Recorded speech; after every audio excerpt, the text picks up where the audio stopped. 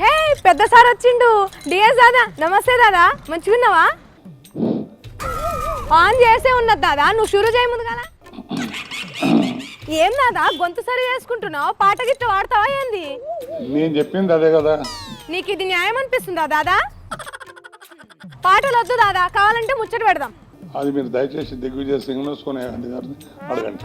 లే, నేను నీతోనే ముచ్చట పెడతా. నేను అడగలేదు. నువ్వు అడగకపోయినా నేను అనుకుంటున్నా కాబట్టి మాట్లాడాలి గంతే. అర్థం చేసుకొని వ్యవహారం చేస్తే బాగుంటది అనే మాట కూడా నేను మనవి చేస్తా ఉన్నాను. మాట్లాడమంటే మీది పోతున్నావేంది? ప్రేమపూర్వకమైన దూరంలో ముందుకు పోతే బాగుంటుంది. మరి కోపం తెప్పిస్తావు ఉట్టిగానే. మరి మనము కొంచెం చేదోడు వాదోడుగా సహకరించుకొని ఇంచుకునేది లేదు, పంచుకునేది లేదు. వినబ్బా నన్ను చెప్పని. ఇంతసేపు మాట్లాడమంటే సతాయించినావు, ఇప్పుడు నీ మాట ఎందుకు వినాలే? నేను ఈనా అన్నమాట వాస్తవమే. మళ్ళీ ఏంది మరి? కానీ మనకు అధికారం ఉందా లేదా కూడా మనం అర్థం చేసుకోకుండా, అవగాహన లేకుండా మనం ఏది పడితే అది మాట్లాడితే అది కరెక్ట్ కాదు. ఈ మంగ్లీకి గసొంటి భేదాలు ఏం లేవు దాదా, అందరు సమానమే. అవును దాదా, ఈ నడుమేమో బిజినెస్ పెట్టినట్టున్నావట, ఏంది దాదా? నేను ఈ ఊహాజనకమైన క్వశ్చన్లకు జవాబు చెప్పను. ఊహా కాదు, స్నేహ కాదు, కానీ నిజం చెప్పు ఇప్పుడు.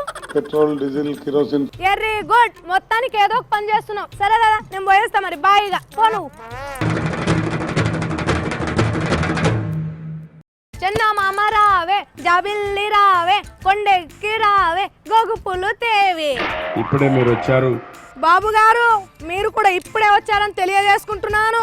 ఈ రోజు నేను ఆ విషయమే చెప్పాను. నేను ఇంకా ఏ విషయం చెప్పలేదు బాబు గారు. ఇంకొక పక్కన మీరు చూస్తే ఒకవైపే చూడు, ఇంకో వైపు చూడాలనుకోకు.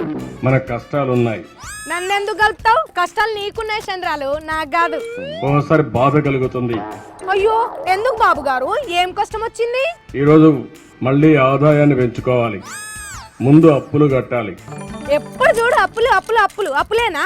నాకు చాలా సంతోషం. ఏంది అప్పులు చేసుడా? ఆదాయం అప్పులు కట్టాలంటే మళ్ళా ఆదాయం ఉండాలి. ఎవరినన్నా అడగకపోయినావు నీ దోస్తులను? విజయవాడ నుంచి ఒక మిత్రుడు వచ్చి 10 లక్షల రూపాయలు ఇచ్చారు. నాకు కూడా తెలిసిన వాళ్ళు ఉన్నారు కానీ మరి ఇప్పియచ్చు, కానీ నువ్వు కట్టకపోతే నా మీద పడుతుంది. మీకెవ్వరికి అన్యాయం జరగదు. నీ మాటలు నేను నమ్మలేం గానీ ఏమన్నా ఆస్తులు ఉంటే చెప్పు జమానత్కి. ఔటర్ రింగ్ రోడ్ ఇవన్నీ ఉన్నాయి. మా బాబే, నువ్వు కట్టించుకునేది ఏమన్నా ఉంటే చెప్పు ముందుగాల.